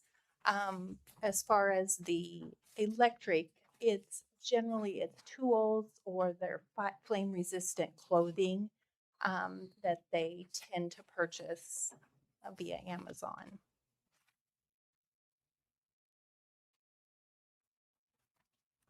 I take it those are not available. No, they are not. The flame resistant clothing no one in town carries that we've been able to find. And then, thank you, Don. Under the same electric, we have a bill for Larry's Glass for about $65,000. That was the remodel in the municipal light and water, those sliding doors at the front. By the way, that's a nice addition. Thank you. Then, under the assessments, we have Newman traffic signs and Barrett's Tate Consulting. I presume those two are together. You know what those are? Kind of thought we made our own traffic signs.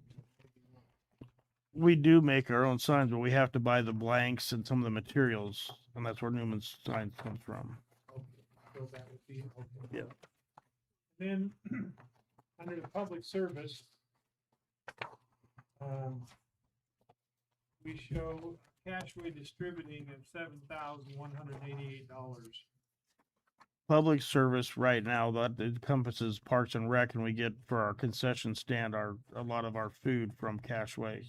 So there's some overlap there between that and recreation. It's so before we split Parks and Recs separate, Parks and Recs combined, Parks fell under public service, and in our accounting system, that's still how it shows, even though it comes out of the park department. It still shows under public service as a whole.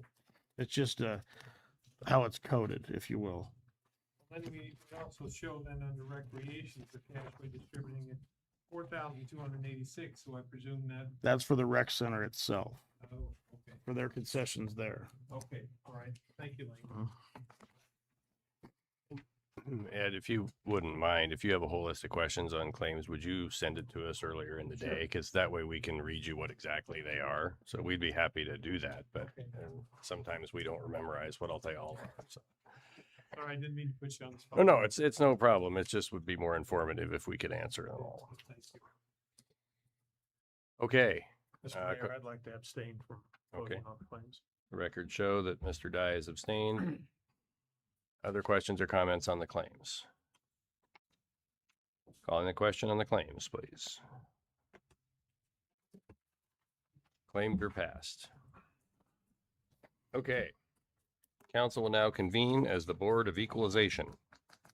For item number 11, approve the benefit schedule for sanitary sewer collection district number 22, Echo Drive, approximately 1,300 feet south of Walker Road. Thence north to Walker Road, thence west along Walker Road to Buffalo Bill Avenue. We would need a motion. Mr. Mayor, I move to sit as a Board of Equalization to approve the benefit schedule for sanitary sewer connection district number 22 located on Echo Drive, approximately 1,300 feet south of Walker Road, thence north to Walker Road, thence west along Walker Road to Buffalo Bill Avenue. Second. Motion by Vols, second by Nisley. Brent, would you describe what we have going on here, please? Good evening, Mayor, Council. Again, this is the connection district number 22. Just as a quick backstory on that, this was going on Echo, connecting to the main sewer line that's running east and west, just north of the Fremont Slough, ran up north on Echo and then west on Walker. It was done as a connection district because we were paralleling and going adjacent to agriculture property, which you cannot charge an assessment for as an extension. In addition, most of this is along county property that's not in the city limits. So those were some of the considerations with doing a connection district.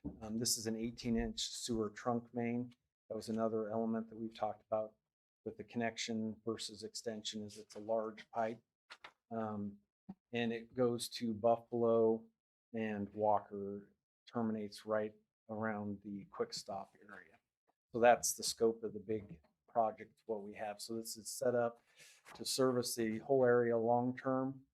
And so what you have before you is the assessment of values, the cost based on a front footage basis, if any of the property owners were to connect. Property owners that were already connected near the intersection of Echo and Walker, the Ann Seton Church, and their building to the south, those were already on city service. Those were just reconnected. There was a couple residential lots to the west of Echo that were they were just reconnected. There's no charge to them. So there's, in that particular area, there's more work that needs to be done if there's some connections that want to be made along Walker, because they're very large lots. Some of them are really large, and then there's very long distances to the properties. If you go look at Google Earth, it can be 500-600 feet from Walker.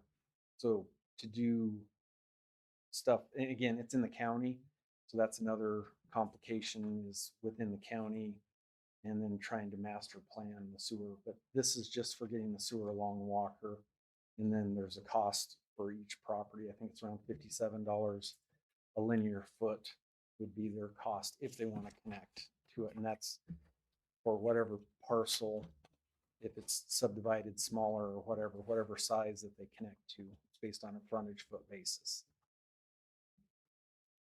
Thank you. Questions for Brent? Yeah. Go ahead, Ty. Was all of the dewatering expense kind of put in the city portion before the district was equalized? And if so, was that because it tied more to the backbone infrastructure or? Correct. Okay. There's some philosophy that comes into it. The general philosophy is that if this was done for a smaller entity, they would have probably asked for an 8-inch pipe and it would have been shallower. Okay. And so the larger size pipe, the city paid the difference between the 8-inch and the 18, which allows the future development in the whole area. And also was put down deeper to allow for future development in that area as well. It's set up so that we can go underneath the interstate in this particular location. If we want to develop, that's long future plan. But if there's something on the north side of the interstate, how do we get sewer over there? Okay. That would be an answer potentially we could do here, or we could do further east at Willow. So not that we are going north, but it's set up that it could, and it could extend further west as well. Oh, that makes sense. Thank you. Other questions, Ed? Mr. Mayor, Brent, excuse me, so the dewatering's not figured into the assessment. How is that paid? That's the way that it's set, is that the city will pay for the dewatering portion. The municipal light and water would. Okay, was that a bid amount? Correct. I don't think they made any money on it. I think they struggled with their dewatering. Questions or comments? Brad? So, so the 271,000 that is going to be assessed to the property owners, have they already agreed to pay that? Are they already connected, so they have to? How's that No, work? it's based on a request basis. So If they they want to request- connect to it, and some of it, again, it's in the county. Most of this, yeah, I'd say almost all of it. The only area that's not in the county is the city park ground and Quick Stop.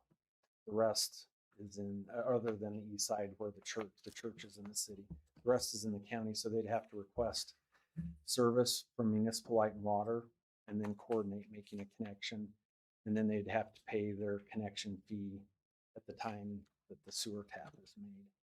So the 271,000 that is assessed, they're already connected, or they're No. going to be connected? They would have to make the connection at their own timing.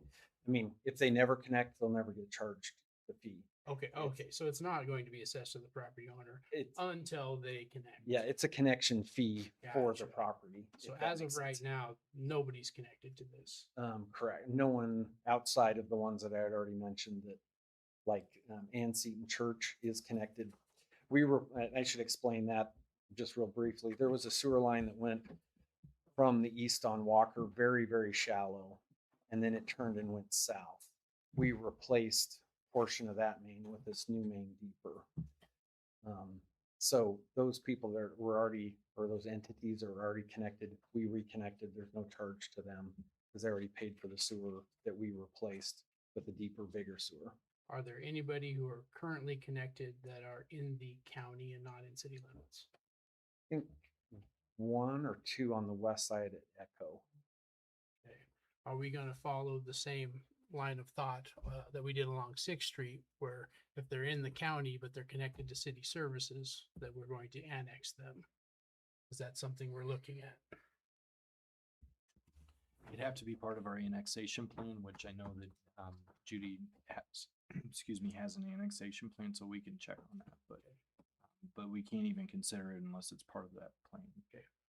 Get back to me on that, the annexation plan, please. And second, do we have a process where people in the county who want to connect to city services, they first have to be annexed into? Because we got into a problem over on Sixth Street because we were connecting people who were outside of the city limits, and it caused a problem. So how do we facilitate it through policy or what have you to where that's part of the process? That might be a Judy question or a Bill. Well, and I was going to say too, we're convened as the Board of Equalization too. So, Okay. So certainly some of these things are things we can check into, Councilman Garrett. Okay, get back to me on that one too. Other questions or comments? Can I take a question during the Board of Equalization? Gentleman in the public raise his hand. Okay, come on up, sir. Okay. Council Mayor, thank you. Uh-huh. My name's John Lee. I live at 2129 West Walker Road. This directly affects us because it's approximately $17,000 would be my portion of the tap fee. But that dewatering, guys, you paid so much for. Guess we all have to do that again to get to that sewer. So that's my question is, you've assessed us all these monies and we don't have to pay it unless we go to hook onto it, which we'll agree to do. But then now the concerning question is, to get to that sewer, I've had estimates anywhere from $25,000 to $100,000 to dewater to get down there to hook onto it. So I guess that's my concerning thing. Say 10 years down the road, I'm retired, my septic goes bad, I need to hook onto your sewer. It's right across the street, very easy to do. But now I'm going to have to pay out a mortgage on my house in order to be able to do it. To me, that really doesn't, I don't understand. And my other question to Brent is, or to you guys, there are two other people that hooked onto it as that was coming through. Ron Wyzork, I think it was Mr. Phelps. Don't have any problem with that at all. Did they pay the dewatering fee on top of their assessment as it was going through, or was that just, or did they just pay the assessment? Because if it was offered to me as it was going through, I quite possibly would have said, yes, please, go ahead and put me a riser there so that if I ever do want to hook onto it at a later date, I can do so for only $16,800 for my 3-bedroom, 2-bathroom house. And my last thing is, it's all based on the footage. I agree to that. But I have a neighbor that lives behind me that has a driveway. It's only like, let's say 100 feet. So he gets assessed that. But he has a 5-bedroom house behind me, or 5-bathroom house. So he's naturally going to use more sewer than I am with my 2-bathroom house. So I don't think it's quite all was equaled out. I don't know, to your point, was the water in my 16,008, was it point A to point B, and then you divided it by the lineal foot. Now I get this much. Was that with the watering in, Ty? To your question, I sat there and listened to that. I thought that was pertinent. So, I mean, I'm just asking these questions because it directly affects me. I live right there. I was there through the whole process of the dewatering. I listened to the guys. They parked in my driveway for a week and complained about how long it was taking and all this, but they didn't care because they were getting paid for it. So I get it. It costs what it costs, but when you're talking about assessing us into the city limits, which I totally don't have a problem with, I get all the advantages and I get to vote on things, then I don't have a problem with that. But to get told it's $16,800 if I want to hook on the sewer at a later date without any knowing what it might be to dewater to get down to that. And I understand why you guys did it that way, but it directly affected everybody else that's on that road. And there's two people that got hooked up to it along the way, and I definitely would like to know if they paid the assessment or if they paid to dewater. If that was just allotted to them or if it was open to everybody. Thank you for your time. Take that all into consideration, please. Just for the record book, sir, we would, anybody who would have walked up and said we'd like to be connected, we would have, Absolutely. we've entertained it. So Didn't know it was optional, Mr. Mayor. Yeah. Did not know it was an option at the time. Okay. Thank you. Brent. I believe when we sent out the courtesy letters when the district was created and was sent to all property owners, I thought we had a note in there that, to contact the city if there was an interest in being connected. But maybe that's something we need to make more clear if that's not the case. But in that particular area, the groundwater is very high. There's most of the area, they have septic mounds put in, which are very expensive. 3-bedroom mound, what I've been hearing is going for around $25,000 to $30,000. So if you have to redo a septic system and use a mound, you're probably going to be $30,000, between $20,000 and $30,000 for sure. But that's what I've been seeing. So it's unfortunate things are just getting so expensive. Just some of the properties are very far away. You have to get below the ditch. You're going to be dewatering just to put in a sewer lateral from a house to get to Walker Road. So if you go 2 to 3 feet below a house with your sewer service, you're only a foot above the groundwater. You go to 2% slope, you go 200 feet, you're going to be 4 feet lower. You're going to be 6 to 7 feet below your house. You're going to be in 3 to 4 feet of groundwater, just dewatering the sewer service to get to Walker. So that particular area is pretty tough, period, to deal with. And I understand exactly what Mr. Lee's talking about. It's not a great spot.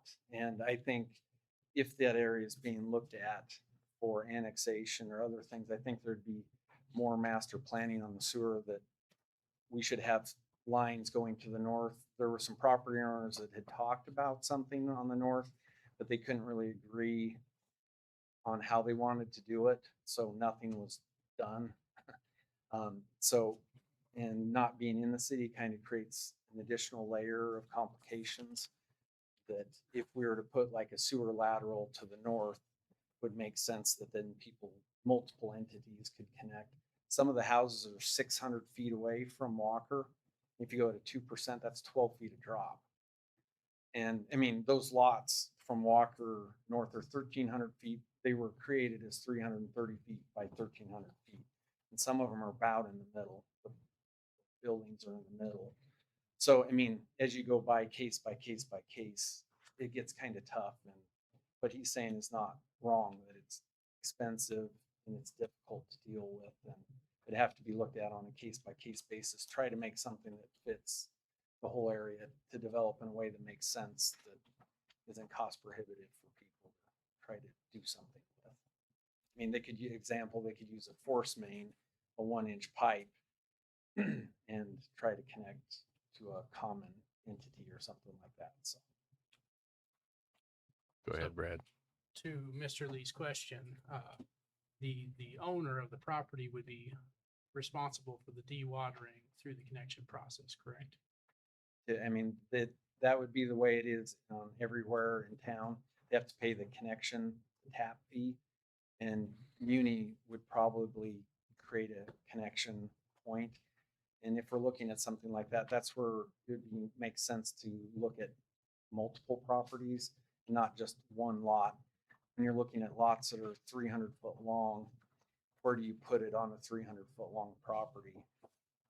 So if the community, let's say 10 of them were to get together and say, we're going to do it at the same time, that would greatly reduce the dewatering. Yeah, cost. absolutely. It'd be smart to do that. And the other thing is we don't want to cross Walker, because we haven't even talked about crossing the road. Like, let's say if you wanted to put in a sewer service across the road, it doesn't matter how deep it is, cutting across the road is not cheap. So anyway, I'm just saying that to develop that area will require more thought, because we don't want a 4-inch service cutting across every couple hundred feet and tearing the road up. So anyway, so what he's saying is 100% right. And that would be things that we'd have to look at for the next piece to try to get everybody serviced. So if we were to cut across the road, then we would go through the dewatering process again, I assume, to get underneath Walker.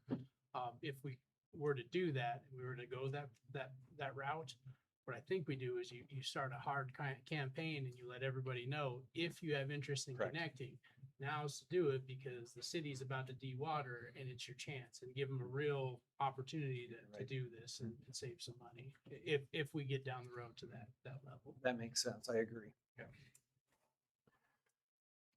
Nick?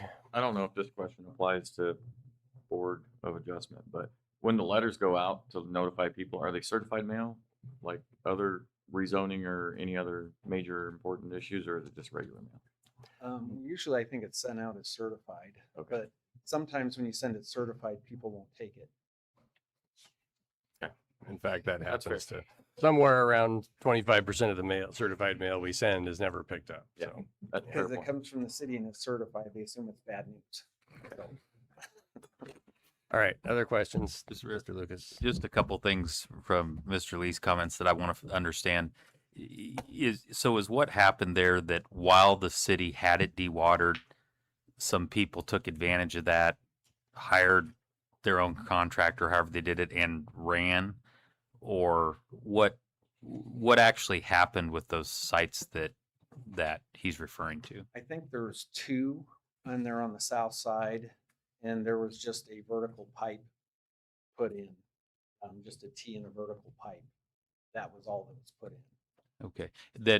And so did they request for the city to install that as part of the project? Okay. Correct. They did before the project, and somewhere in between when we commenced it. I mean, they saw the work going on. One of them, I believe, they saw the work going along and asked. Okay. And one of them asked before we got started. Okay. So they said they contacted the city and said, we want to connect. Can we make this easier by doing it now? Correct. Okay.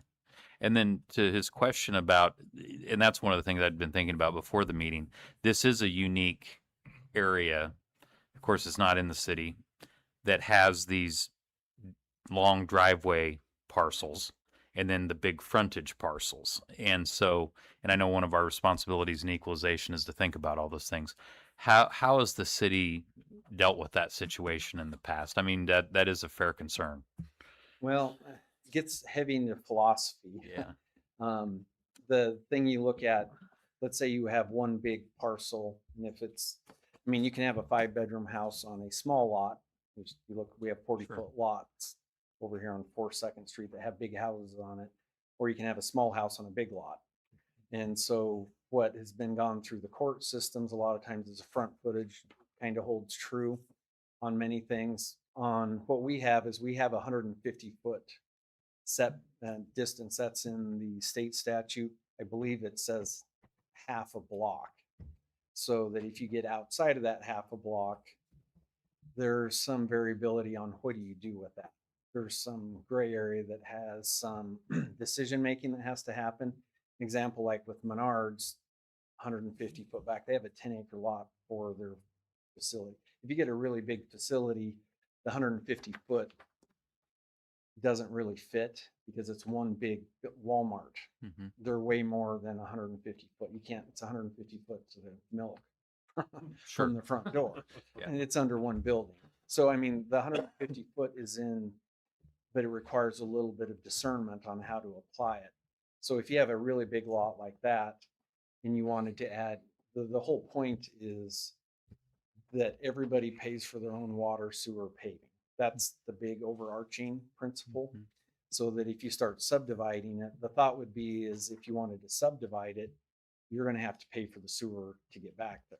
Right. And the other part is if you have it available at the front, it's your cost to get it from your front lot line to wherever it's at. If your house is 10 feet away, and it can't be, Judy would get mad at me, 25 feet setback. If you're 25 foot away, you're paying for 25 feet. If you choose to put your house 100 feet, you're paying for 100 feet the sewer service. If you put it 500 feet, you're paying for 500 feet. So there's a little bit that's property owner's choice. It's different if you start subdividing it and putting more. Right. That would be a difference. But if it's used for one residence, the owner is paying for those costs. And for those ones that are that far back, what I've looked at is they're probably going to put a force main in that now they can go shallower and they don't have to deal with as much of the dewatering on their own side. But there's quite a few complications in that area because of the high groundwater. Okay. No, that answers my questions. Thank you. Ed? Brent, correct me if I'm wrong here. These two people that have a connection, a tap into the sewer line right now, but they are not connected to the city sewer. Is that correct? The two new ones? Yes. Correct. So at such time that they want to connect their house to that tap, they're going to have to pay to dewater that to get to the tap. And there's a lot of variabilities with that. I mean, where is the sewer coming out of their house? Are they this far down? Are they 3 feet down?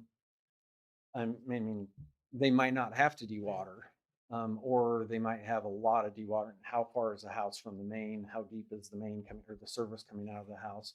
But you're correct. I mean, for them to get to the main is, you're 100% right. They'd have to deal with the dewatering probably just to get there. So. Kind of interesting. We have to deal with this much dewatering in a year. We've hardly had any moisture at all. Yeah. Other questions? Go ahead, Nick. One last question. So when you get past, if you got a really long, narrow lot, once you get past that 150 foot, is there a penalty by, or not a penalty, a surcharge by the city or anything like that? Technically, that would probably be a discussion we might have with the attorney on that 150 foot. If it's a one residence type of discussion, that might be a different thing. But behind the 150 foot, typically what they have is an in lieu of assessment cost, that there can be an additional front footage fee behind that 150 foot. Okay, I was just thinking if you have a neighbor that's got a really long frontage, but another one's got short frontage, long lot, how is that going to equal out, I guess, you know? Yeah, that gets really tough. I mean, you have square footage and front footage, and I mean, we're even running into that with this subdivision we had here with taking out the 2 acres was to keep the footage for what they wanted to use for that property. Usually, I mean, what you're running with is the front footage, because you get that on a cul-de-sac too, that you can have a narrow front footage, but it's a pie shape. That there's a lot of variations, corner lots. And anyway. Well, and I get the owner's expense running clear to the back of that lot, but to have another surcharge on top of that, And after paying the frontage. There's where some it kinda gets discernment dicey. on that, like Menards. Yeah, Example, exactly. they're more than 150 foot back from, I mean, to go from the street in front of Menards to their building is probably 300 feet. So there's some discernment when you're looking at it to see, is it a subdivision? Because if they go through a subdividing, want to put multiple houses, you have to put more infrastructure in.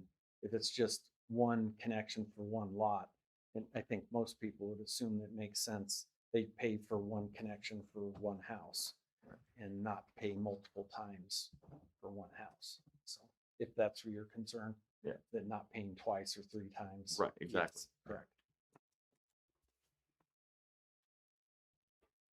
Other questions or comments? Okay, calling the question, item number 11, please.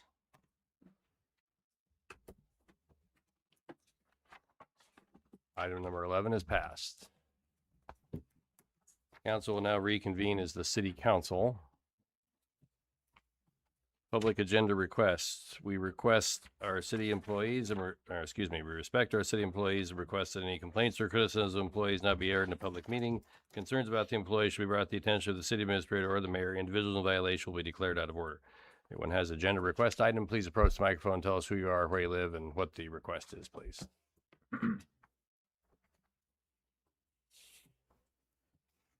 Mr. Reeker? Mr. Mayor, I move that we adjourn. Second. Motion by Reeker, second by Nitzley to adjourn. Calling the question on adjournment. Meeting is adjourned. See you all on August 18th.